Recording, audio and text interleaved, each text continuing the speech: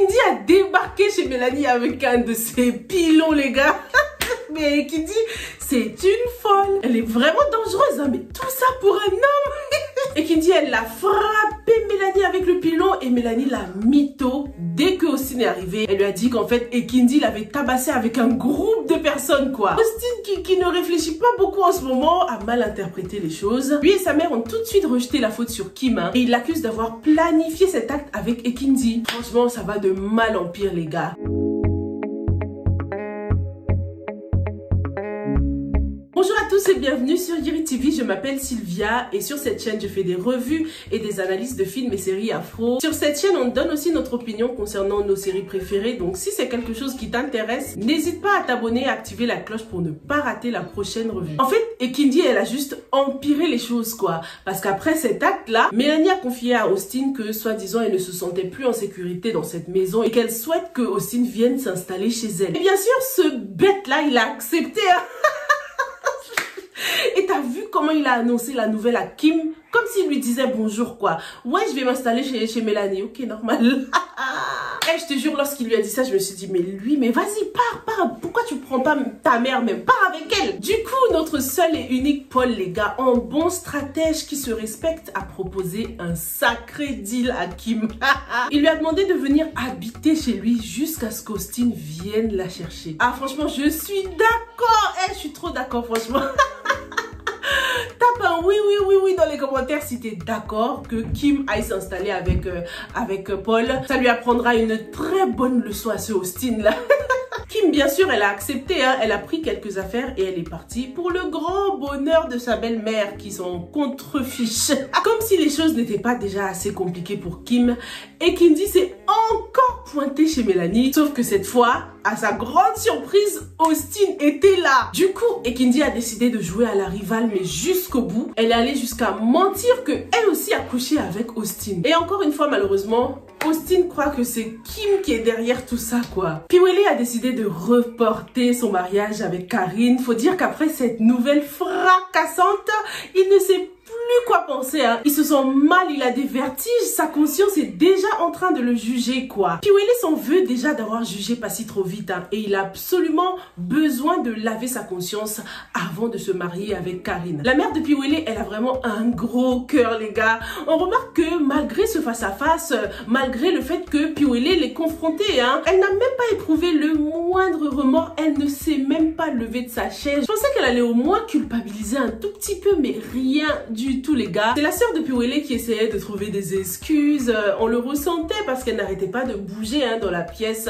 Elle s'est déplacée à plusieurs reprises. Donc voilà, elle essayait de se justifier quoi. Du côté de la maman, zéro remords, zéro excuse. Hein. Elle est restée dans sa chaise bien confortablement. Ce qui signifie que ce n'est pas encore gagné hein, pour le couple Passy-Piwele. On l'a bien compris, Passy n'est pas du tout prête à se remettre avec Piwele. Elle est vraiment hurt là. Ça l'a vraiment touché hein, cette histoire. J'ai bien aimé quand même le comportement de Piwele parce que direct lorsqu'il a vu la vérité là, il s'est tout de suite rangé du côté de Passy. Hein. Il a tout de suite essayé de présenter ses excuses quoi. Cette histoire l'a tellement secoué émotionnellement là qu'il s'est dit non c'est mort, je peux pas me marier aujourd'hui. Il faut que j'aille laver ma conscience d'abord. Et franchement on en parle de la maman de Piwele qui voulait quand même qu'ils aillent à la mairie se marier. Et puis un mot aussi concernant les deux invités là, l'homme et la femme. Je crois que c'est la famille de Karine. J'ai kiffé leur jeu d'acteur. Hein. Ça fait 2 épisodes qu'on les voit les gars et pourtant ils n'ont dit qu'une seule réplique hein, et c'était le mec qui l'avait dit. C'était après le départ de Passy, hein. Il a dit on peut pas parler de ça après le mariage, non? Nous sommes en retard, c'est tout. En fait, il n'a dit qu'une phrase et pourtant ils étaient tellement présents, ils étaient très expressifs, ils exprimaient leur étonnement, leur déception et tout ça. C'était vraiment le body language hein, qui parlait, le langage corporel. Ce sont vraiment de bons acteurs quoi. Ils n'ont même pas eu besoin de parler pour bien jouer.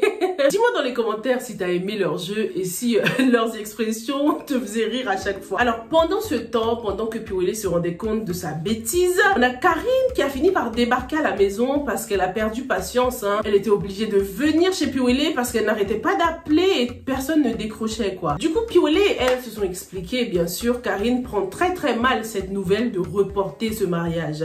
Déjà que son père n'est pas au courant et maintenant il faut reporter le mariage, Karine commence à douter. Hein. Et elle est surtout très contrariée parce qu'elle pense que Piwele aime toujours Passy quoi. Papa loco, non mais alors lui l'argent va le tuer quoi. Après tous les les efforts qu'il a fait. Il est allé chez la famille Mbarga pour essayer d'arranger les choses. Même s'il y a eu un petit clash au début, hein, parce que papa Mbarga a dit que lui et Sophie n'étaient que des escrocs. Les deux ont finalement été d'accord sur un point. Anna n'a aucun droit de s'installer chez Bill. Parce qu'on constate qu'elle prend de plus en plus de place, hein, Anna. Maintenant, on la retrouve pas seulement à la maison, hein, dans la maison de Bill. Elle vient aussi dans son lieu de travail, hein, dans son espace professionnel. Donc elle a bien l'intention de s'étendre, hein, d'occuper de plus en plus de place. Du coup, Bill a été convoqué, réunion de famille les gars. Sa mère a essayé de le raisonner, Passy aussi a bien parlé, hein. Elle a dit qu'elle comprenait Sophie, même si après le mariage, elle aurait dû dévoiler ce secret. Mais Bill ne veut rien entendre. Déjà pour lui, papa Loco ne pense qu'à ses propres intérêts, hein. Il sent que son avenir est un peu menacé, du coup c'est pour ça qu'il est venu pour essayer de calmer les choses, hein. C'est Bill qui prend soin de lui, il le soigne, il paye ses médicaments, donc il n'a pas envie de perdre tous ses intérêts, hein, papa Loco. En tout cas, la réunion de famille n'a servi à strictement rien parce que Bill s'est fait entendre. Il a mis les points sur les i là. Il s'est fait respecter en tant que aîné de la famille, hein. Bill ne veut plus rien avoir avec Sophie et sa famille. Cette histoire l'a réellement fait mal, hein. Cette fois-ci, c'était vraiment trop pour papa Loco. Il sent vraiment que la stabilité de sa fille est menacée. Du coup, il est allé voir Julien pour s'expliquer. Il a d'abord commencé à dénigrer Julien, à faire les éloges de Bill et tout ça. Mais comme d'habitude, Julien a réussi à le manipuler avec un petit million là. Il avait déjà fait le coup avec Béa, mais maintenant là, ça y est, il tente avec le papa. C'est au tour de papa Loco de mettre un terme définitif au mariage de Sophie et Bill. Alors, on a aussi eu Arnold, les gars. Il a réussi à acheter une partie des médicaments, hein, pour sa mère. Et la condition de sa mère ne cesse de s'aggraver. On découvre du coup que sa mère est réellement malade, hein. Je pensais qu'elle était peut-être dans le coup pour essayer de convaincre le pasteur d'accepter Alice. Mais apparemment, non, hein, pour l'instant, ce qui veut dire que Arnold a vraiment pris des risques de dingue. C'est pas bien de jouer avec la santé de sa mère comme ça, hein. En tout cas, ce risque a payé, hein, puisqu'il a finalement appelé Alice au secours. Elle est venue à l'hôpital et c'était l'occasion pour le pasteur de découvrir sa personnalité un peu, hein, et voir à quel point elle était gentille, puisqu'il a vu qu'elle a donné 300 000 francs pour les soins de la maman de Arnold. Beaucoup plus qu'il ne fallait, hein, parce que l'hôpital réclamait 200 000 francs. D'ailleurs, bravo à l'infirmière de l'hôpital, hein, qui a certes fait une apparition brève, mais qui a quand même géré son rôle, hein. Elle avait vraiment un jeu d'acteur très naturel, quoi, et ça fait plaisir à voir, hein, des talons africains comme ça. Cette série, c'est vraiment une pépite et j'ai hâte de vous faire la revue des épisodes suivants. Passons maintenant, les gars, à la lecture des commentaires. Alors, on va commencer avec celui de Paroka qui nous parle de Mélanie. Mélanie a tué un innocent et elle se pavane. J'espère que dans le reste de l'histoire, elle va subir le même sort pour voir l'ampleur de ce qu'elle a fait et sentir la douleur de Kim. Monsieur Mitumba, toujours égal à lui-même. Belle prestation. Il a raison. Il n'a jamais menti car Bill ne s'est pas assez renseigné sur la femme qu'il avait épousée. Un Bill qui n'a rien à dire puisqu'il a donné de sérieux coups de couteau dans le contrat de mariage. Ah mais Mélanie, j'ai hâte de voir ce que l'avenir lui réserve. Comment on peut ne pas avoir une conscience comme ça? En plus, c'est tellement risqué, hein, si Austin s'installe chez elle parce que il pourra plus en sortir. Qu'est-ce qui nous garantit qu'après l'accouchement, il reviendra chez lui, quoi? On apprend dans l'épisode que c'est lui qui paye le loyer, hein, de Mélanie. Donc, ce deuxième bureau risque de devenir le seul, les gars. Ça craint. En tout cas, pour le moment, même si c'est pas bien quand même, hein, ce que Kim fait. Elle a trompé Austin aussi, malheureusement, mais elle n'a pas hésité à aller s'installer encore chez Paul quand même. Ils auraient pu éviter que ça se reproduise, quoi.